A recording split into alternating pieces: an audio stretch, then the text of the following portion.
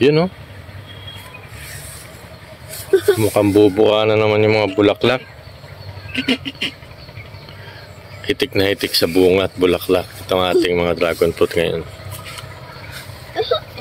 Yan. Ito pa po sila. Tapos ito. Tapos yun. Tapos ito.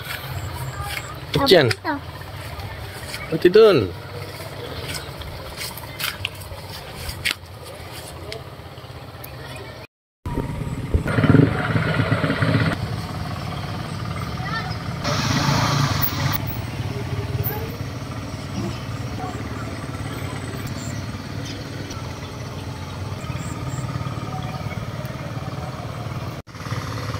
Aantayin po natin sila na sabay-sabay na bubuka ang bulaklak. Sana matimingan po natin ngayong araw.